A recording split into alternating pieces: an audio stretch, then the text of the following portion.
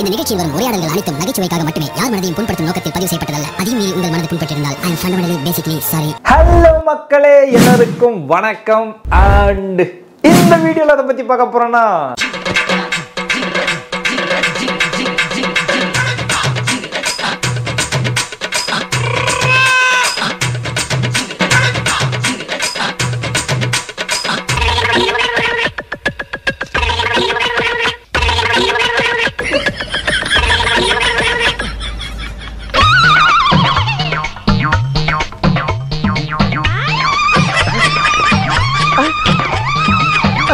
Pass, என்னடா இதுக்கு பேர் தான் குரலி வித்தியா? ஓ, இது குரலி வித்துங்கிறது உனக்கும் தெரிஞ்சு போச்சா?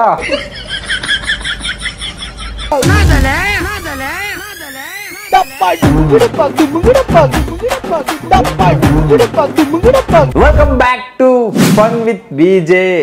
ஓகே மக்களே, இன்னைக்கு வீடியோல எதை பத்தி பார்க்க போறோம்னா பாடி பில்டப் பாடி பில்டர் அக்காவை பத்தி தான் பார்க்க போறோம். ரீசெண்ட் டேஸ்ல இப்படி இன்ஸ்டாகிராம்ல யூடியூப்லயும் நான் வீடியோ பார்த்துட்டே வந்தேன். திடீர்னு ஒரு அக்கா வந்துட்டு உடம்பு ஃபுல்லா பெயிண்ட் அடிச்சுக்கிட்டு இப்படின்ட்டு போஸ்ட்லாம் கொடுத்துட்டு இருந்தாங்க. டப்பைக்குன்னு அந்த வீடியோ ஓபன் பண்ணேன். சிங்கப்பெண்ணே ஆணினமே உன்னை வணங்குமே அப்படின்ட்டு ஒரு பாட்டை போட்டு ஒரு வீடியோ இருந்துச்சு. சரி, நம்ம தமிழ்நாட்டில் ஒரு பொண்ணு வந்துட்டு பாடி பில்டிங் பண்ணி ஒரு கோல்டு மெடல் வாங்கியிருக்காங்க, நல்ல விஷயம் தானே. அடுத்து வந்து ஒலிம்பிக்கு இன்டர்நேஷ்னல் லெவல்லாம் போயிட்டு வாங்கணும். எதுக்கு இவனுங்க எல்லாமே இப்படி வீடியோ போட்டுட்ருக்காங்க அப்படின்னு சொல்லிட்டு அந்த வீடியோவை பார்த்துட்டு அந்த வீடியோட கமெண்ட்ஸ்குள்ளே போய் பார்த்தேன். அந்த கமெண்ட்ஸில் எல்லாருமே ஏமா ஏய் உனக்கு நீயே சிங்கப்பெண்ணை பாட்டு போட்டுக்கணும் அப்படின்னு சொல்லி ஒரு ஃபஸ்ட்டு கமெண்ட்டு. கரெக்டு தானே? அதாவது நம்ம ஒரு சாதனை பண்ணால் மற்றவங்க தான் நமக்கு வந்து சிங்கப்பெண்ணை அப்படின்னு பாட்டெலாம் போடணும். இந்த அக்கா வந்து அந்த அக்காவுக்கே வந்து சிங்கப்பெண்ணை பாட்டு போட்டு வீடியோ போட்டுருந்துருக்குது. சரி, இதில் என்ன குறை இருக்குது அப்படின்னு பார்த்தா அந்த அக்காவுக்கு பாடி பில்டிங் பற்றி ஒன்றுமே தெரியல. அதாவது மக்கள், எக்ஸாம்பிளுக்கு ஆளே இல்லாத கடையில் போய் டீ ஆற்றிட்டு இல்லை டீயும் ஆற்ற தெரியாமல் நான் தான் டீ மாஸ்டர் அப்படின்னு சொன்னால் எப்படி ஏற்றுப்பாங்க? அதனால் நம்ம மக்களால் வந்து ஏற்றுக்கவே முடியல. ஒரு சில வீடியோஸ்லாம் அந்த அக்காவை பார்த்தா அந்த அக்காவுக்கு வந்துட்டு எத்தனை போஸ்ட் இருக்குன்னு கூட தெரியல. கேட்டால் வந்து நான் பாடி பில்டிங்கில் சாதிக்கிறது வந்து யாருக்குமே பிடிக்கல, பொறாமையில் பொங்குறாங்க அப்படின்ட்டு நிறைய இன்டர்வியூலாம் வந்து கொடுத்துருக்காங்க. அந்த அக்கா பேர் என்னன்னா ஏதோ ஒரு பேர் பாண்டா. அந்த அக்கா பேர் என்னடா? பிரியங்கா மச்சானி. இது பிரியங்கா மச்சானா? அடே மச்சான் கிச்சாலாம் கிடையாதுடா, பிரியங்கா மஸ்தானி. ஆமாப்பா, அந்த அக்கா தான். அந்த அக்காவை பற்றி தான் முழுக்க இந்த வீடியோவில் பார்க்க போகிறோம். பாடி பில்டிங் போகிறதுக்கு முன்னாடி அக்கா வந்துட்டு இன்ஸ்டாகிராம் டிக்டாக்ல வந்துட்டு அழகா ல ல ல ல ல ல அப்படின்ட்டு ரீல்ஸ் போட்டு சுற்றி இருந்திருக்காங்க. ஸோ ஒரு சில ரீல்ஸை முதல்ல பார்த்துடலாம். இன்னைக்கு அடிக்கிற அடியில மூஞ்சி முகரையெல்லாம் பஞ்சர் ஆயிரும். நீ பாக்குற டெய்லர் அங்கிள், இந்த ஸ்கர்ட்ட மேல நல்லா ஏத்தி எனக்கு தச்சு தருவீங்களா? ஏத்த இறக்கதானே நான் இருக்கேன். அங்க பாரு, எலிவால் தொகுது. எலிவாலா? ஏக்கா அது என்னக்கா? என் அஸ்தி வர ஆடிருச்சு. அடுத்த லேடி சூப்பர் ஸ்டார் இவங்க தான் அப்படின்ட்டு அவங்களே சொல்லிட்டு இருக்காங்க. ஸோ அடுத்த ஒரு வீடியோ பார்க்கலாம். இந்த தமிழ்நாட்டிலே என்ன மாதிரி ஒரு வீரமான பெண்மணி பார்க்க மாட்டீங்க. அப்போ தமிழ்நாட்டில் இருக்கிற பெண்மணிகள் எல்லாருமே வந்து கோழையான பெண்மணிகள். நீங்க தான் வந்துட்டு வீரமான பெண்மணி. ஓகே, உங்களை மாதிரி வீரமான ஒரு பெண்மணி பார்க்க முடியாது. சரி, வீரமான பெண்மணி என்ன பண்ண போறீங்க? பண்ணுங்க பார்க்கலாம். பாம்பையே நான் தொடுவேன். தாமா ஏய், பாம்பு தோட்டத்தில் ஒரு மேட்ராமா? ஏதோ அகோரி கலையரச மாதிரி நான் பறப்பேன், கடல்ல மிதப்பேன் அப்படின்னு சொன்னீங்கன்னா பரவாயில்ல, பாம்பை தொடுன்ற. சரி, இதுவும் ஒரு வீரமான செயல் தான். எங்க தொடுங்க பார்க்கலாம். பாருங்க, என்ன செத்த பாம்பை தான் தொடுறான்.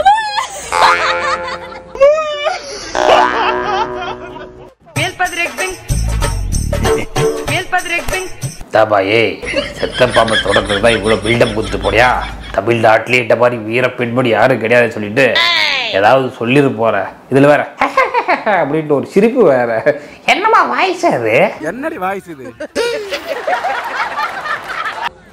என்ன பாம்பு எல்லாரும் உயிரோட தொட்டா வீரமா நினைப்பாங்க. நான் வந்து கொஞ்சம் ஜஸ்ட் மிஸ் ஆயிருச்சு. இப்பதான் ஜஸ்டா செத்துருச்சு. அப்படியா? பாம்பு ஜஸ்ட் மிஸ்ல செத்துருச்சா? சரிக்கா. பாண்டா, உனக்கு ஒன்று தெரியுமா? அதாவது இந்த பாம்பு இந்த மாதிரியான உயிரினங்கள்லாம் வந்து சாகடிச்சா ப்ளூ கிராஸ்னு ஒரு அமைப்பு இருக்கு. அந்த அமைப்பில் வந்து புஷ்ட்டு போயிடுவாங்க. இந்த அக்கா என்னன்னா பாம்பை அடிச்சு போட்டு அதை நான் தொடரன்னு சொல்லிட்டு வீடியோ பண்ணியிருக்குது. இந்த அக்காவெல்லாம் கேட்க மாட்டாங்க. ஏன்னா இந்த அக்கா வந்துட்டு பாடி பில்டர், மக்கள் ஒரு பஞ்சு வச்சிருவாங்க யாரு போனாலும். எல்லாம் ஜிம் பாடிடா, ஜிம் பாடி. ஆம்ஸ் பாத்தியா? அங்கிள் அங்கிள் நானும் தொங்குறேன் அங்கிள். நீ வீட்டுல போய் தனியா தொங்கு. ஹே गाइस, இன்னைக்கு வந்து வேலண்டைன்ஸ் டே. சரி, வேலண்டைன்ஸ் டே அதுமா வந்து அதாவது இது வரைக்கும் 5 வருஷம் ஆகுது. 5 வருஷமா வந்து வேலண்டைன்ஸ் டே அன்னைக்கு நாங்க வந்து இங்க தான் வருவோம். அப்படியா? ரொம்பவே ஃபேவரட்டான பிளேஸ். மறக்காம எவ்வளவு வேலை இருந்தாலும் வேலண்டைன்ஸ் டே அதுமா இன்னைக்கு இங்க வந்துருவோம் நாங்க.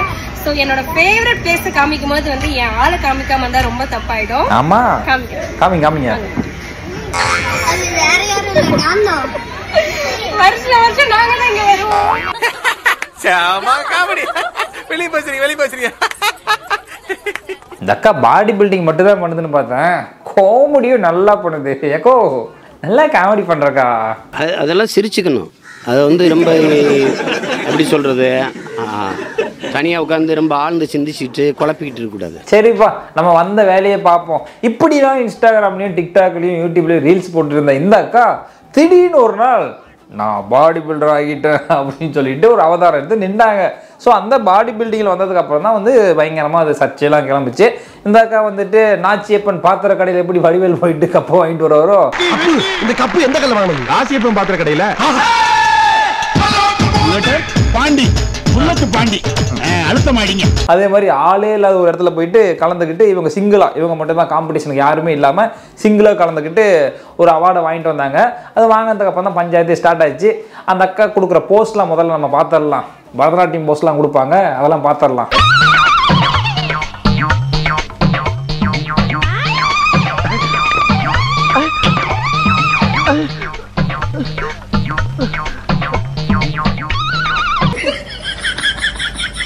இது என்னடா பாடி பில்டிங் வந்த சோதனை. என் ஃப்ரெண்டெல்லாம் வந்துட்டு 2-3 வருஷமா வந்து பார்த்தீங்கன்னா பயங்கர டயட்டு, ஜிம்லேயே வந்து பார்த்தீங்கன்னா ஒரு நாளைக்கு ஒரு 3-4-5 மணி நேரத்துக்கு மேலே வந்து ஒர்க் அவுட் பண்ணிட்டு இருப்பான். அதெல்லாம் பண்ணி காம்படிஷனுக்கு போயிட்டு இந்த பக்கம் பார்த்தீங்கன்னா இந்த பக்கம் பார்த்தீங்கன்னா இப்படி நிறைய ஒர்க் அவுட்லாம் பண்ணிட்டு பயங்கரமாக அங்கங்கே வந்து பார்த்தீங்கன்னா தொடப்பு கட்டியில் அடி வாங்கினா இப்படி வீங்கியிருக்கும், அது மாதிரி புட்டுன்னு வீங்கியிருக்கும். அந்த அளவுக்கு கொண்டு போயிட்டு தான் வந்து ஸ்டேஜ் ஏற்றுவாங்க. ஆனால் இந்த அக்கா பார்த்தீங்கன்னா எந்த ஒரு கட்சும் இல்லை, இந்த பப்ளி மாஸ் மாதிரி இருப்பாங்க இல்லையா, லைட்டாக அப்படி தான் இருக்காங்க. இவங்க திடீர்னு போயிட்டு ஒரு பக்கம் ஸ்டேஜ் ஏறி இந்த பெயிண்ட்லாம் மூஞ்சி நம்ம உடம்பு ஃபுல்லாக பெயிண்ட் அடிச்சுக்கிட்டு ஸ்டேஜ் ஏறி கடைசியில் அவங்களுக்கு கழுத்து ஒரு கோப்பை கொடுத்து விட்டாங்க, ஒரு தங்கப்பதக்கம் கொடுத்து விட்டுருக்காங்க. அதாவது ஒரு காம்படிஷன் நடக்குதுன்னா முதல்ல ஒரு அனௌன்ஸ்மெண்ட் கொடுக்கணும். அதுக்கப்புறம் வந்து நிறைய பேர் பார்ட்டிசிபெண்ட் வருவாங்க.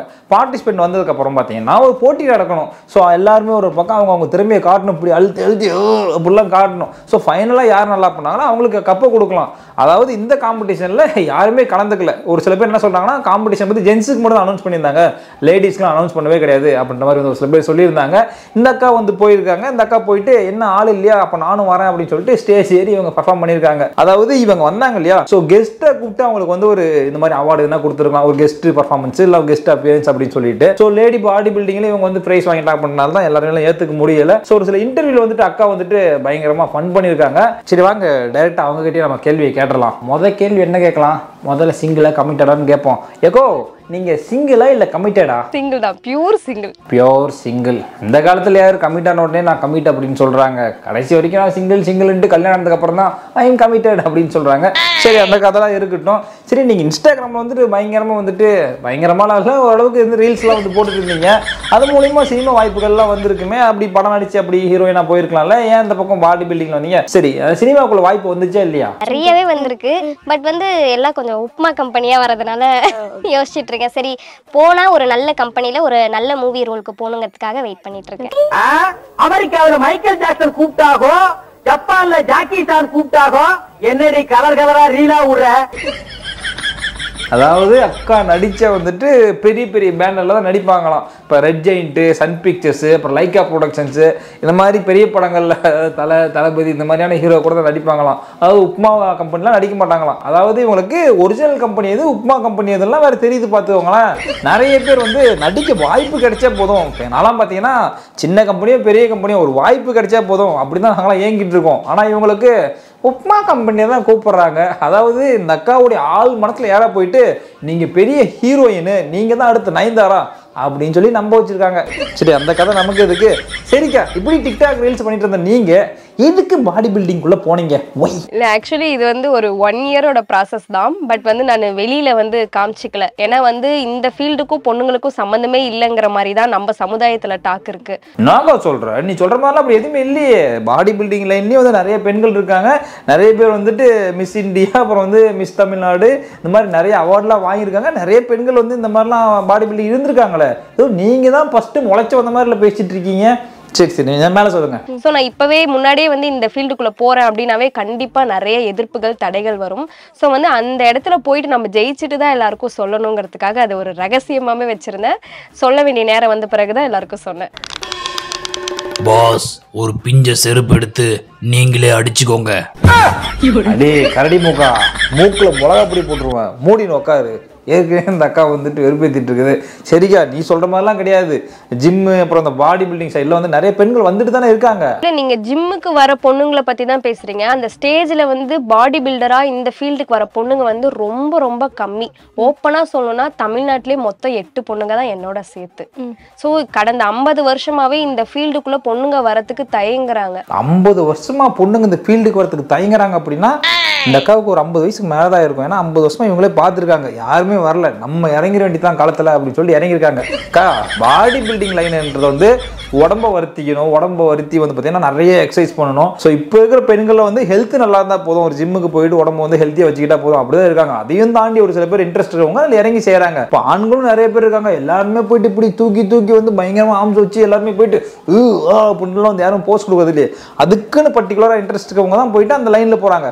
கிரிக்கெட் விளையாடணும் இன்ட்ரெஸ்ட் இருக்கவங்க கிரிக்கெட்டில் போகிறாங்க, சினிமாவில் நடிக்கணுன்றவங்க சினிமா லைன் வராங்க, யூடியூபர் ஆகணுன்றவங்க நான் வந்து உட்காந்து பேசிட்டு இருக்காங்க. இந்த மாதிரி நிறைய விஷயங்கள் இருக்கு. அதாவது பெண்கள் வந்து சாதாரணமாக இந்த லைனுக்கு வந்துடலாம் அப்படின்றதெல்லாம் ஈஸி கிடையாது. நான் நிறைய ஒர்க் அவுட் பண்ணணும். சரி, நீங்க வந்துட்டீங்க, அதனால பேசுறீங்க. சரி, அப்படி மேலே பேசுங்க. சேலத்துல இருந்து இது வரைக்கும் ஒரு பொண்ணு கூட வந்ததே இல்லை அப்படின்னு சொல்லவும், என்னடா சேலம் மாவட்டத்துல இருந்து மாவட்டத்துக்காக நம்ம இருந்துகிட்டு அந்த மாவட்டத்தில் ஆள் இல்லைனா எப்படி? சரி, அப்போ இந்த ஃபீல்டுக்குள்ள நம்ம கண்டிப்பாக போய் பார்க்கணும். யாருமே இல்லைங்கும் போது நம்ம ஒரு முன்னுதாரணமாக இருக்கணும்னு யோசிச்சேன். ஸோ வந்து லாஸ்ட் 6 மாதத்துக்கு முன்னாடி தான் இந்த காம்படிஷன் வரப்போகிறது எனக்கு தெரிஞ்சு. ஸோ 6 மாசமா வந்து ஃபுல் டயட். ஆனால் உங்களை பார்த்தா ஃபுல் டயட் இந்த மாதிரி தெரியலையே. ஃபுல் டைட்டாக சாப்பிட்டு ஜிம்முக்கு போயிட்டு ஜாலியாக சுற்றிட்டு வந்த மாதிரிலாம் இருக்குது. சரி, என்ன மாதிரி டயட் இருந்தீங்கக்கா? ஒயிட் ரைஸே எடுத்துக்க கிடையாது 6 மாசமா. ஒயிட் ரைஸ் எடுத்துக்காதெல்லாம் ஒரு டயட்டாமா? சரி, உங்கள் ஊரில் அதெல்லாம் ஒரு டயட்டாக இருக்கலாம். நானும் டயட்டாக இருந்திருக்கேன். சரி, ஓகே, அப்புறம் சொல்லுங்கக்கா. எனக்கு வந்து இந்த இடத்துல வந்து ஜெயிக்கணும், மெடல் வாங்கணுங்கிறதெல்லாம் ஆசை கிடையாது. நோட் பண்ணுங்கப்பா, பின்றாம்பா. என்ன பார்த்து ஒரு 4 பொண்ணுங்க இந்த ஃபீல்டுக்கு வரணும், தைரியமா முன்னாடி வரணுங்கிறதா என்னோட ஆசை. ஏகோ, உங்க கருத்தெல்லாம் நல்லா இருக்கு. உங்களை பார்த்து 4 பேர் வரணும்னு சொல்லி ஆசைப்படுறீங்க, ரொம்ப சந்தோஷம் தான். ஆனா ஆளே இல்லாத இடத்துல போயிட்டு நான் ஜெயிச்சேன் அப்படின்னு சொல்றீங்க பாத்தீங்களா, அதுதான் ஏத்துக்க முடியல. உங்களை மாதிரி 4 பேர் வரணும், 4 பேர் வந்து காம்படிஷன் செய்யணும். ஸோ அங்கே வந்துட்டு வின்னர் அனௌன்ஸ் பண்ணணும். ஆளே இல்லாமல் நான் ஒருத்தர் தான் பார்ட்டிசிபெண்ட்டு, நான் ஒருத்தர் தான் வின்னர் அப்படின்னா யாருக்கா ஏற்றுப்பாங்க? லாஸ்ட் 1 இயர் வந்து ஓகே இந்த காம்படிஷனுக்கு போகலாம் அப்படின்ட்டு ரெடியாக ஆரம்பிச்சேன். டயட் இருக்க ஆரம்பிச்சேன். ரெகுலராக போகணும். ஒரு விஷயத்த வந்து நம்ம நார்மலாகவே ஒரு விஷயத்த 21 days ஃபாலோ பண்ணோம் அப்படின்னாவே அதுக்கான சேஞ்சஸ் வந்து கண்டிப்பாக நடக்கும். ஏக்கா, உன்னோட இன்டர்வியூ ஒரு 6 சேனலில் பார்த்துருப்பாங்க. 6 சேனல்லையும் ஒரு 21 டேஸ்க்கு நம்ம வந்துட்டு ஒரு விஷயத்த ஃபாலோ பண்ணால் 22nd டே வந்து பார்த்தீங்கன்னா அது ஆட்டோமேட்டிக்காக நமக்கு நடக்கும் அப்படின்ற மாதிரி எல்லாத்துலேயும் இதே டைலாக் போட்டிருக்கீங்க. ஏற்கனவே வந்துட்டு ஒருத்தர் அப்படி தான் பண்ணிட்டு இருந்தான். நான் தண்ணியில் நடப்பேன், மண்ணை வந்து தங்கமாக மாற்றுவேன் அப்படின்னு சொல்லிட்டு இந்த டைலாக் வந்து அவன் 25, 35, 45, 55 சேனலில் வந்து அதே டைலாக் தான் சொன்னான். அவனை மாதிரி நீங்களும் என்ன பண்ணுறீங்க, இந்த 21 டேஸ் கதையை வந்து சொல்லிட்டு இருக்கீங்க. நல்லா தான் இருக்கு. சரி, மேலே சொல்லுங்க. 6 monthsக்கு முன்னாடி தான் இந்த காம்படிஷன் வரது எனக்கு தெரிஞ்சு. ஸோ 6 months வந்து இப்போ வந்து ஒரு 1 hour ஒர்க் அவுட் பண்ண நான் லாஸ்ட் 6 months வந்து 2 hours ஒர்க் அவுட் பண்ணுவேன். வந்து அட்லீஸ்ட் மந்த்லி ஒன்ஸ் ஆவது பிரியாணி சாப்பிட்டுருவேன். இருக்கா ரைஸே எடுத்துக்கல, பிரியாணி சாப்பிடல, என்னெல்லாம் பண்ணீங்க நீங்கள் டயட்டில்? என்னெல்லாம் பண்ணீங்க? காலையில் எந்திரிச்சதுமே ஃபர்ஸ்ட் வந்து 1 லிட்டர் தண்ணி குடிக்கணும். இது எந்திரிச்சோடனே 1 லிட்டர் தண்ணி குடிக்கணுமா? எனக்கு தெரிஞ்ச டாக்டர்லாம் வந்துட்டு தண்ணியை வந்துட்டு மென்று குடிக்கணும் அப்படின்னு சொல்லுவாங்க. எப்படின்னா, ஒரு டம்ளர் தண்ணி எடுத்துக்கிட்டு உட்காந்துட்டு பொறுமையாக கொஞ்சம் கொஞ்சமாக குடிக்கணும் அப்படின்னு சொல்லுவாங்க. அதாவது லபக்கெல்லாம் வந்து எதையுமே குடிக்கக்கூடாது, வெறும் வயிற்றுல குடிக்கும்போது வந்து குடிக்கணும், அதாவது கொஞ்சமாக குடிக்கணும் அப்படி தான் சொல்லியிருக்காங்க. 1 லிட்டர் தண்ணியாக குடிக்கணும். சரி, அப்போ எனக்கு தெரிஞ்சு இந்த டாக்டர் சொன்னதெல்லாம் பொய் போல. அக்கா சொல்கிறதா கரெக்டு. சரிக்கா, 1 லிட்டர் தண்ணி எப்படி குச்சிங்க? குச்சினே நல்லா இருந்துச்சா? ஃபர்ஸ்ட் ஸ்டார்டிங்லேருந்து ரொம்ப கஷ்டமாக தான் இருக்கும், கொமட்டிக்கிட்டு வர மாதிரிலாம் இருக்கும். பட் வந்து அதை நம்ம பழகிக்கணும். ஆமாப்பா, 21 நாளைக்கு நீங்கள் 1 லிட்டர் தண்ணி எடுத்து காலையில் மடக்கு குடிச்சிங்கன்னா 22வது அதுவே பழகிடும். ஓகே, அப்புறங்க தென் வந்து மார்னிங்ல எப்பயுமே ஓட்ஸ் தான், ஓட்ஸ் இல்லைன்னா பிரெட் ஆம்லேட். பிரெட் ஆம்லேட்டா? பிரெட் ஆம்லேட்லாம் டயட்ல சாப்பிடவே மாட்டாங்களா எனக்கு தெரிஞ்சு. ஓகே, பாயில்டு எக் சாப்பிடுவாங்க கேள்விப்பட்டிருக்கேன், பிரெட் ஆம்லேட் சாப்பிடுவாங்க. இதெல்லாம் வந்துட்டு பேசிக் டயட்ல இருக்கிறவங்க தானே பண்ணுவாங்க. நீங்க வந்துட்டு பாடி பில்டிங்ல இருக்கிறீங்க, நீங்க நம்ம இது தின்னுவீங்க. இதுக்கும் அதுதான். அதுக்கப்புறம் வந்து ஒரு ஜூஸ், மதியத்துல வந்து வெஜிடபிள்ஸ், சப்பாத்தி, சிக்கன், ஓகே, அப்புறம் எக். இந்த லிஸ்ட்லாம் பார்த்தா டயட் இருக்க மாதிரி தெரியலையே. யூடியூப்ல ஏதோ வீடியோ பார்த்துட்டு இதுதான் டயட் லிஸ்ட் அப்படின்னு சொல்ற மாதிரி இருக்கு. சரி, எத்தனை எக் எடுத்துக்கலாம்? அட்லீஸ்ட் ஒரு 10 எக்காவது எடுத்துக்கணும் நம்ம. 10 எக் எடுத்துக்கணும். அப்போ உலகத்தில் இருக்கிற எல்லாருமே டெய்லியும் காலைல 10 எக் எடுத்தா கோழி இனமே அழிஞ்சு போயிடும்ல. சரிக்கா, 10 எக் எப்படி நீங்க சாப்பிடுவீங்க? இப்போ ஒரு எக் சாப்பிட்றதே சீரியஸா கஷ்டமான விஷயம். எனக்கு ஸ்டார்டிங்லாம் வந்து வாமிட்டே வர மாதிரி ஆயிடும். பட் வேற வழி இல்ல, நம்ம நேச்சுரலா வந்து புரோட்டீன் நம்ம பாடி கிடைக்கும்னா. ஏக்கா போதுங்க, கொஞ்சம் விரிவா சொல்லுங்க. அப்படின்னா எங்க சமூக அறிவியல் வாதிற மாதிரி ரொம்ப விரிவா சொல்றீங்கல்ல. சரி, 10 எக் எடுத்துப்பீங்க. அதாவது என்னோட ஃப்ரெண்ட்ஸ்லாம் வந்து ஜிம் போறவங்க இந்த எக்குல எல்லோ கலர்லாம் சாப்பிட மாட்டான் அப்படின்னு சொல்லுவாங்க. நீங்க எப்படி எடுத்துப்பீங்க? 10 முட்டை சாப்பிட்றீங்க, 10 ஒயிட் மட்டும் சாப்பிடுவீங்களா இல்ல அந்த எல்லோ தூக்கி போட்டு எல்லோவும் சாப்பிடுவீங்களா? 5 எல்லோ சேர்த்துப்பேன், 5 ஒயிட். எது எனக்கு புரியல, எங்க இன்னொரு டைம் சொல்லுங்க. 5 எல்லோ சேர்த்துப்பேன், 5 ஒயிட். 5 எல்லோ 5 ஒயிட்டா? ஏக்கா 10 முட்டை சாப்பிட்றேன்னா 5 முட்டையிலேயே 5 எல்லோ வந்துடும், 5 ஒயிட் வந்துடும். அப்ப மீதி 5 பாண்டா எனக்கு புரியலையாடா.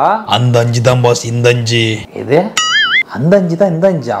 ஏண்டா அந்த அக்கா தான் குழப்புதுன்னா நீ அதுக்கு மேல குழப்பறிய. ஓ, வாழைப்பழ காமெடியா? அப்படியே செவுத்துல ஒன்று விட்டுருவேன். ஏக்கா 5 முட்டை தான் சாப்பிடுவோம்னு சிம்பிளா சொல்லிட்டு போலாங்க.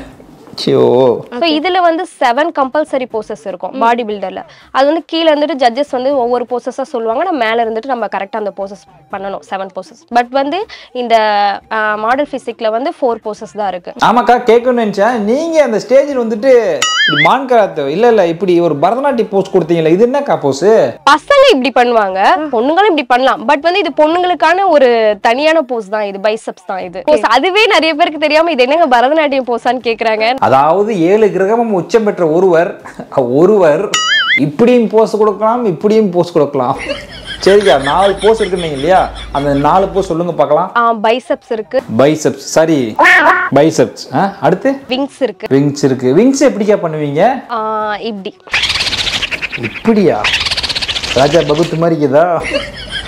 சரிக்கா, இப்படி வந்துட்டு பின்னாடி ராம்ச காட்டுறீங்க. அடுத்துக்கா?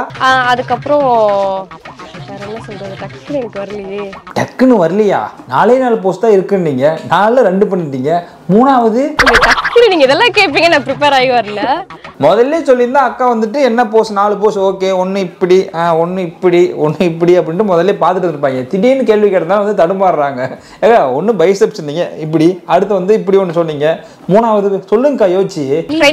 Front arm. ஓகே, அப்புறம் ஏக்கா ஃப்ரண்ட் ஆர்ம்னு சொல்றீங்களா? அது அப்படியே அந்த போஸ் அப்படி செஞ்சு காமிச்சிருங்கக்கா கொஞ்சம். இப்படி நல்லா தான் இருக்குது ஃப்ரண்ட் ஆர்ம். சரி, அடுத்த போஸ் என்னன்னு சொல்லுங்க. இன்னொரு போஸ் இருக்கு, மறந்துருச்சு. வெக்கமா இல்ல அப்படின்ட்டு நான் கேட்க மாட்டேன். உங்களுடைய கோச் இருக்காரு பார்த்தீங்களா, உங்க கோச் வந்து இப்படி கோச்சிப்பாரு. ஏமா நான் எவ்வளவு சொல்லி கொடுத்தேன் உனக்கு, 4 போஸ் இப்படி போன அப்படி போன்னு சொல்லி கொடுத்தேன்ல, 4 போஸ் கூட சொல்லாம இப்படி யூடியூப் சேனல்ல அசிங்கப்படுத்திட்டு இருக்கியே, என்னை அசிங்கப்படுத்திட்டு இருக்கியே அப்படின்னு சொல்லிட்டு அவர் கேட்பாருலம்மா. என்னம்மா நீங்க, அதாவது ஸ்டேஜ்லாம் போயிட்டு போஸ்ட்லாம் கொடுக்குறீங்க, கீழே மைக்கில் உட்காந்துட்டு அந்த போஸ் காட்டுங்க இந்த போஸை காட்டுங்கன்னும் போது மேலே காட்டணும்ல, போஸே தெரிலங்கிறீங்க, அப்புறம் எப்படி காட்டியிருப்பீங்க? அப்போ நீங்கள் டுபாகூர் அப்படின்னு தானே பார்க்குற மக்கள் நினைப்பாங்க. அவங்க வந்து இப்படி கமெண்ட்ல கேள்வி கேட்டால் வந்து நீங்கள் அவங்கள திட்டுவீங்க. சரிக்கா, அவங்களுக்கு 4 போஸ் தான் வரல. இப்போ என்ன பண்ண போறோம், லைவாக டெஸ்ட் வைக்க போகிறோம். நீங்கள் வந்து ஜிம்மில் போயிட்டு 250 கிலோ 300 கிலோ தூக்கணும்னு சொல்லிட்டு இருக்கீங்க இல்லையா? சரி, 20 கிலோ 30 கிலோ தூக்கணும்னு சொல்லிட்டு இருக்கீங்க இல்லையா? அதாவது ஜிம்மில் போயிட்டு பயங்கர ஒர்க் அவுட் பண்ணுறேன் அப்படின்னு சொல்கிறீங்க. சரி, ஒரு 25 கிலோ தண்ணி கேனை கொடுக்குறோம். அந்த தண்ணி கேனை அப்படியே கிரிட்டு தூக்கி இப்படி நிப்பாட்டிருக்கா. நீங்கள் வந்து ஒரு பாடி பில்டர் ஒத்துக்கிறேன். அப்பா தண்ணி கேனை கொடுங்கப்பா. என்னக்கா 20 லிட்டர் தண்ணி கேன் தூக்குறதுக்கே தடுமாறுறீங்க, இப்படி தூக்கி மேல தூக்கி நிறுத்துங்க. ஓகே, இதை எப்படி எந்த ஆங்கிள் கொண்டு போறது? இந்த ஆங்கிள் வச்சு அப்படியே இப்படி ஒரு அப் லிஃப்ட், ரெண்டையும் வச்சு எப்படி பண்ணுவீங்க? 2 கை வச்சு இல்ல, ஒரு கையில எப்படி தூக்குவீங்க? அவ்வளவுதான், மண்டையில விழுந்துரும். ஒரு கையில தூக்குனீங்கன்னா 2 கையில தான் தூக்க முடியும். ஆங்கராக்கா என்னக்கா கூட்டு வச்சு கலாய்க்கிற? இப்ப பாருங்க, எங்க மஸ்தானி அக்கா அப்படி ஒத்த கையில தூக்க மாட்டாங்க, 2 கையில எப்படி இப்படி கிரிட்டு தூக்கி நிப்பாட்டுறாங்கன்னு பாருங்க. Come on you can. மஸ்தானி, இது எப்படி காதல் ஸ்டோரிய காட்டுங்க. டேய் மேல தூக்குங்க, ரெஸ்ட் பண்ணி தூக்குங்க. ஹலோ எக்ஸ்கியூஸ் மீ, என்ன பண்றீங்க? ஒருத்தரா தூங்குனா நீங்க 2 பேரும் தூக்கி அங்க தூக்கிட்டு இருக்கீங்க. இதெல்லாம் செல்லாது. எல்லா கோட்டையும் அழிங்க. முதல்ல இருந்து ஒரே ஆளை தூக்கணும். அக்கா ஆங்கர் அக்கா நீல தூக்காதக்கா. மஸ்தானி அக்கா நீங்க தூக்குங்கக்கா. இதை யாராவது எடுத்து என் தோல் மேல வச்சுக்கலாம்.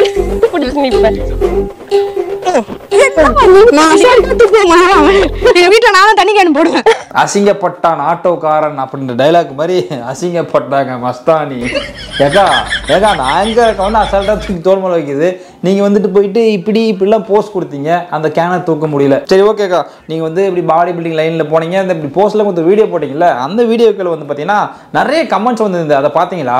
ஆக்சுவலி நிறைய கமெண்ட்ஸ் பார்த்தேன். அதுல வந்து பாசிட்டிவ் கமெண்ட்ஸ் வந்து ஒரு 90% இருக்குன்னா நெகட்டிவ் கமெண்ட்ஸும் ஒரு 10% இருந்தது. பட் அதெல்லாம் நான் கண்டுக்கல. நான் பார்க்கும்போது அப்படி தெரியலையே. 90% வந்து ஃபுல்லா வந்து உங்களை திட்டி தான் போட்டிருந்தாங்க. ஒரு 2 to 3% தான் வந்து சூப்பர் ஆல் தி பெஸ்ட் வாழ்த்துக்கள் அப்படி சொல்லியிருந்தாங்க. நீங்க ஒழுங்கா பார்க்கலன்னு நினைக்கிறேன். சரி ஓகே, மேல சொல்லுங்க. பட் பாசிட்டிவ் கமெண்ட்ஸ்லாம் பார்க்கும்போது நீங்க என்ன பாராட்டுறீங்களா இல்ல கலாய்க்கிறீங்களானே தெரியாத அளவுக்கு இருந்தது. என்ன எல்லாரும் உங்களை பச்சையா கலாய்க்கிறாங்கன்னு பாக்குறேன், எனக்கே தெரியுது. ஏக்கா உனக்கு தெரியலையாக்கா? இது கூட தெரியாத ஒரு அப்புறானே இருக்கேக்கா. சரி, என்ன மாதிரி கமெண்ட்லாம் நீங்க பார்த்தீங்க?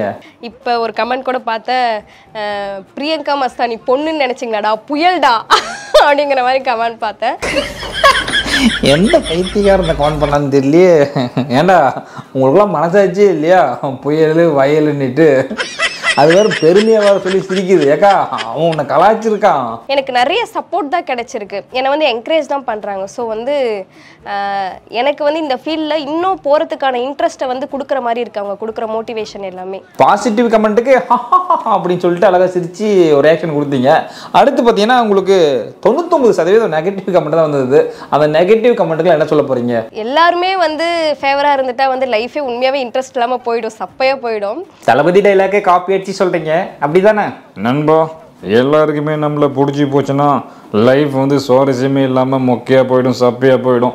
இந்த டைலாகை தான் அந்த அக்கா வந்து அப்படியே காப்பி அடிச்சு அவங்க சொல்கிற மாதிரி சொல்லிட்டு இருக்காங்க. என்னக்கா நீங்கள்? சரி பரவாயில்ல, மேலே சொல்லுங்கள். ஒரு 100 பேர் இருக்காங்கன்னா அது 100% மக்களில் வந்து ஒரு 10% மக்கள் வந்து யார் எதை பண்ணாலும் குறை சொல்லிக்கிட்டே தான் இருப்பாங்க. ஆனால் உங்கள் வீடியோவுக்கு 90% குறை சொல்லிட்டு தான் இருக்காங்க, 10% தான் பாசிட்டிவ் சொல்கிறாங்க. என்ன பண்ணுறது? அவங்களும் பண்ண மாட்டாங்க, வந்து பண்ணுறவங்களையும் விட மாட்டாங்க. அவங்க திறமையும் காமிக்க மாட்டாங்க. திறமை இருக்கவங்க வெளியே வந்தாலும் அவங்க எப்படியாவது எப்படி இவளை முடிக்கிறது, எப்படி முடிச்சு கட்டுறது அப்படிங்கிற மாதிரி இருப்பாங்க. ஸோ அவங்களுக்கு வேறு வேலை இல்லை, அப்படி தான் நான் நினைக்கிறேன். வேறு வேலை இல்லை. ஏதாவது ஒருத்தவங்க பண்ணாங்கன்னா அதை வந்து ஏதாவது கலாய்ச்சி அவங்களோட வியூஸ்க்காகவும் அவங்களோட லைக்ஸ்க்காகவும் இந்த மாதிரி ட்ரோல் பண்ணிட்டு இருக்கிறது சகஜம்தான். ஸோ நான் அவங்கள ஒரு விஷயமாவே மதிக்கல. அதாவது என்னெல்லாம் வந்து ஒரு மயிரை கூட மதிக்கல அப்படின்றது சிம்பாலிக்காக சொல்கிறாங்க. அதாவது கமெண்ட் பண்ணுற உங்களையும் ட்ரோல் பண்ணுற என்னையும் நான்லாம் மதிக்கவே கிடையாதுக்கா. உங்கள் பெருந்தன்மை எனக்கு பிடிச்சிருக்கு, என்னதான் ட்ரோல் பண்ணாலும் அதை பற்றி நான் கவலைப்பட மாட்டேன்னு சொல்கிறீங்க பார்த்தீங்களா? அந்த விஷயம் எனக்கு பிடிச்சிருக்கு. என்னோட முயற்சியை வந்து பாராட்டலைனாலும் அட்லீஸ்ட் இந்த மாதிரி வந்து ஒரு சில வார்த்தையை யூஸ் பண்ணி கஷ்டப்படுத்தாமல் இருந்திருக்கலாம். பட் வந்து இந்த ஃபீல்டை பற்றி என்னன்னே தெரியாமல் புரியாமல் வந்து கலாய்க்கிறவங்களுக்கு நம்பைய வந்து பதில் சொல்லணும், அதை பற்றி யோசிக்கணும்னு சொல்லிட்டு விட்டுட்டேன். Excuse me, 1 நிமிட்டுங்க. என்ன சொன்னீங்க? இந்த ஃபீல்டை பற்றி அனுபவமே இல்லாமல் எதுவுமே தெரியாதவங்களாம் பேசுகிறாங்க, அதுக்கு நான் என்ன ரிப்ளை கொடுக்க முடியும் அப்படின்னு சொல்கிறீங்க? அதாவது இந்த ஃபீல்டை பற்றி அனுபவம் இருக்கிற மிஸ்டர் தமிழ்நாடு அப்புறம் மிஸ்டர் இந்தியாலாம் அவார்டு வாங்கின போய் பாடி பில்டிங்கில் பயங்கரமாக போஸ்ட் கொடுத்த ஒருத்தர் வந்து சொல்கிறாரு நீங்கள் கொடுத்த போஸ்ட் ஃபுல்லாக தப்புன்னு சொல்லிட்டு. இருங்க மக்களே, அவர் சொல்கிறது நீங்களே கேட்டு வந்துருங்க. இந்த விஷயம் ரொம்ப கான்ட்ரவர்சியாக போயிட்டு இருக்கு. நானும் பார்த்துட்டு தான் இருக்கேன், நிறைய இடத்துல எனக்கு அனுப்புகிறேன். நானும் சோஷியல் மீடியா ஆக்டிவாக இருக்கிறது நான் பார்க்குறேன். அந்த பெண்ணை பற்றி இவ்வளோ விஷயங்கள் நெகட்டிவாகவும் பேசும்பொழுது அந்த பெண்ணை ரெடி பண்ணுற கோச் ஏன் இது வரைக்கும் வாய் திறக்கலன்னு என்னுடைய ஃபர்ஸ்ட் கொஸ்டின். அடுத்து அந்த போட்டி நடத்தின அமைப்பு சேர்ந்தவங்க யாரும் இன்னும் அந்த பொண்ணுக்கு சப்போர்ட்டாக இன்னும் பேசலை. அப்போ அவங்க மேலே இதை தவறு இருக்குன்றது எனக்கு இதில் க்ளீனாக புரியுது. பிரியங்கா அந்த பெண்ணுக்கிட்ட ஒரு சின்ன கேள்வினா, இவங்க நடத்தின போட்டியில் உமன்ஸ் கேட்டகரின்னு ஒன்று மென்ஷனே பண்ணல, எப்படி அவங்க போய் கலந்துக்கிட்டாங்க? இல்லாத கேட்டகரிக்கு யார் அவங்களை கூட்டிக்கிட்டு போனாங்க? அப்போ அந்த கேட்டகரி அந்த பெண்ணுக்காக தனியாக அன்றைக்கி ஸ்பாட்டில் பிளான் பண்ணியிருக்காங்க. அவங்க பண்ண போஸ் 2 போஸ் நான் பார்த்தேன். அந்த போஸை நான் பார்க்கும்போது அவங்க கோச்சியோடைய ராஜ்கமல் அவர்கிட்ட எனக்கே போஸிங் கற்றுக்கணும்னு ரொம்ப ஆசை வந்துடுச்சு. ஏன்னா பார்த்தீங்கன்னா பேக் டபுள் பைசப்னு அவங்க சொல்லிட்டு பேக் லேட் ஸ்ப்ளிட்டை காட்டுறாங்க. பாடி பில்டிங்னும் போது பேக் டபுள் பைஸ் இப்படி பண்ணுவோம். அந்த பெண் ரொம்ப அருமையாக வந்து பேக் டபுள் ஆர்ம்ஸ்னு இப்படி காமிச்சாங்க. ரொம்ப எனக்கு சந்தோஷமாயிடுச்சு. ஒரு 10 பேர் ஒரு 5 பேர் சேர்ந்து போட்டி போட்டாதான் அது வெற்றி பெறணும். நம்மளுக்குமே ஒரு இது இருக்கும். தனியா போட்டி போட்டு தனியா வெற்றி பெற்றிருக்காங்க. போட்டியாவே நம்ம கன்சிடர் பண்ண முடியாதுமா. போட்டினா நம்ம 4 பேர் தெரியப்படுத்தி நடக்கதான் போட்டி. இப்ப தாபான்ற அசோசியேஷன் அகல பாதாளத்துல இருக்கு. சோ அதை அவங்க ரெக்கவரி பண்ணிக்கணும்ன்றதால என்ன பண்ணிருக்காங்க, இந்த பொண்ணுக்கு வந்து ஒரு 1.5 மில்லியன் ஃபாலோவர்ஸ் இருக்காங்க. அந்த மாதிரி அதை டெவலப் பண்றது இந்த பெண்ணை பயன்படுத்தி டெவலப் பண்ணலான்ற அவங்களோட நோக்கம். ஆனா அது வந்து பார்த்தா அது சரியா சக்சஸ் ஆகல. நீங்க அந்த பெண்ணை வந்து எழுத முதல் பெண் வராங்க சொல்லி ஆனர் பண்ணுங்க, ஒரு மாலை போடுங்க, ட்ராஃபி கொடுங்க, கெஸ்ட் போஸ்டிங் சொல்லுவோம். அது கெஸ்ட் போஸ்டிங் பண்ணி நீங்க ஆனர் பண்ணுங்க, அதுல தவறே கிடையாது. இல்லாத போட்டியில ஒரே ஒரு ஆளை பண்ண வச்சுட்டு நீங்க அவங்களுக்கு தங்க பெண்ணு வீர பெண்ணு, அதாவது 6 மாதமா அந்த பெண் வந்து கடுமையா தீவிரமா பயிற்சியில் ஈடுபட்டேன்றாங்க. அவங்க எவ்வளவு கடுமையா பயிற்சி எனக்கு பார்த்து நான் பிரமிச்சு போயிட்டேன். அருமையான போஸ்டிங்லாம் பண்றாங்க, ரொம்ப தப்ப சரியா பண்ணி காட்டுறாங்க. அவங்க சொன்னது ரொம்ப தவறு. என்கிட்டயே பார்த்தா ஒரு 5 நல்ல பெண், நல்ல ஒரு பிசிக்கோட இருக்க பாடி பில்டர்ஸ், அதாவது இந்த பிரியங்கா அந்த சகோதரியை விட அருமையான ஸ்ட்ரக்சரோட பெண்கள் பாடி பில்டிங் பண்றது என்கிட்டே இருக்காங்க. இப்போ அவங்க ஒரு வருத்தத்துக்கு உள்ளாகுவாங்களே, இந்த பெண்மணி சொன்ன 8 பாடி பில்டர் என்னுடைய பேர் ஏன் வரல? டயட் பண்ணீங்கன்னா அந்த பிசிக் பார்க்கும் போதே தெரிஞ்சிடும். கொஞ்சமாச்சும் மசில் உங்களுக்கு கட்ஸ் அங்கங்க தெரிய ஆரம்பிச்சு, அப்டமன் ஃபிளாட் ஆயிடும், அந்த ஸ்ட்ரக்சரே மாறிடும். அவங்கள பார்க்கும்போது 6 மாசம் டயட் பண்ணதால கண்டிப்பா எந்த ஒரு ஃபிட்னஸ்ல நாலேஜ் உங்க யாருமே ஏத்துக்க மாட்டாங்க. அவங்க கூட அவங்க பண்ணக்கூடிய போஸ்டிங்லேயே கண்டுபிடிச்சலாம் இவங்க ஜிம்முக்கு ஏதோ போனதே இல்லைன்னு கிளீனா தெரியுது. பாத்தீங்களாப்பா, அவரே கலாய்க்கிறாரு. ஆனா அந்த அக்கா வந்துட்டு யாருக்குமே எதுவும் தெரியாது, எனக்கு மட்டும்தான் எல்லாமே தெரியும் அப்படின்ற மாதிரி வந்து பேசிட்டு இருக்குது. சரியா, நீ திரும்பி கண்டிப்பா பண்ணுக்கா. பட் வந்து நான் நார்மலா ரீல்ஸ் போடுறதோ டான்ஸ் ஆடுறதோ இதெல்லாம் வந்து கலாய்க்கிறது வந்து ஒரு அது யூஸ்வலான விஷயம் தான். அதை வந்து நம்ம பெருசா எடுத்துக்க கூடாது. ஏன்னா மீடியான்னு வந்துட்டா எல்லா விஷயத்தையும் அக்செப்ட் பண்ணிக்கிட்டு தான் ஆகணும். பட் வந்து இந்த மாதிரி ஒரு விஷயத்த பண்ணியிருக்கோம், இதில் வந்து ட்ரோல் பண்ணுறாங்கன்னா கண்டிப்பாக கஷ்டமாக தான் இருக்கும். நான் இப்போ சொன்னால கொஞ்ச நேரத்துக்கு முன்னாடி அந்த ஃபோட்டோ மிஸ் இந்தியா கூட என் ஃபோட்டோவை போட்டு கம்பேர் பண்ணியிருந்தாங்க. அதுதான் கொஞ்சம் அது வந்து எனக்கு கஷ்டமாலாம் இல்லை, சிரிப்பாகவும் கொஞ்சம் யோசனையாகவும் இருந்தது. இந்த ஃபீல்டு இவங்க யாருன்னே தெரியாமல் வந்து என்னை வந்து கம்பேர் பண்ணி போட்டுட்டு இருக்கீங்களேடா ஃபஸ்ட். இப்போ சொன்னீங்க பார்த்தீங்களா, 100ல் இது ஒரு உண்மையான விஷயங்க. அதாவது வந்துட்டு அடுத்தவங்களோட உங்களை கம்பேரே பண்ணக்கூடாது. ஆக்சுவலாக பாடி பில்டிங் பண்ணுறவங்களோட உங்களை கம்பேரே பண்ணக்கூடாது. அதாவது உண்மையான பாடி பில்டிங் பண்ணுறவங்க வந்துட்டு கண்டிப்பாக வந்துட்டு ஒவ்வொரு ஸ்டேஜ்லேயும் வந்து கஷ்டப்பட்டு தான் போயிருப்பாங்க. ஆனால் யாருமே இல்லாத இடத்துல போயிட்டு நீங்கள் ஒரு போஸை கொடுத்துட்டு என்ன போஸ் குத்துன்னு கூட உங்களுக்கு தெரியல, ஆனால் போஸை கொடுத்துட்டு வந்துட்டு நான் வின் பண்ணிட்டேன் அப்படின்னு சொல்லிட்டு, அதாவது வடிவேல் காமெடி ஒன்று இருக்கும் இல்லையா, அதாவது அடித்து உனக்கு கப்பு இல்லைடா, அடி வாங்கின எனக்கு தான்டா கப்பு அப்படின்னு சொல்லி தூக்கிட்டு வருவார். அந்த மாதிரி கூட இல்லைப்பா, ஆப்போனண்ட் யாருமே இல்லை. நாச்சியப்பன் பாத்திர கடை தான் போயிட்டு சைடில் உட்காந்துட்டு பேரப்பட அடிச்சு கொடுங்க, இங்கே பார்த்தீங்களா கோப்பை, அப்படிதான் இருக்குது. அதாவது நீங்கள் கொடுத்த போஸ் இருக்குது பார்த்தீங்களா, அந்த போஸை முதல்ல காட்டுங்களா பார்க்கலாம்.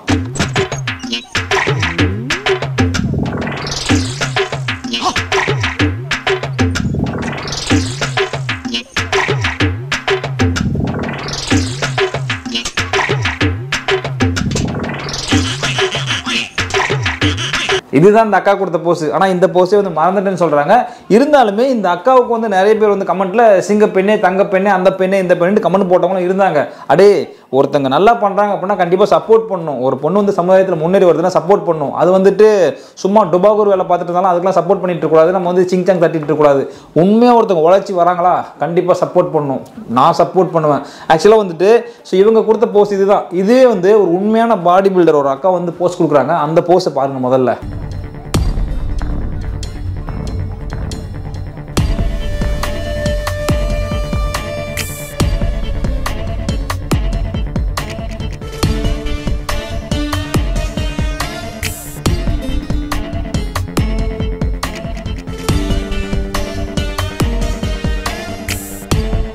நீங்களே முடிவு பண்ணிக்காங்க, இந்த அக்கா எந்த அளவுக்கு வெறித்தரமாக போஸ்ட் கொடுத்தாங்க, அந்த அக்கா எந்த அளவுக்கு வெறித்தரமாக போஸ்ட் கொடுத்தாங்க அப்படின்ட்டு நீங்களே முடிவு பண்ணிக்கோங்க.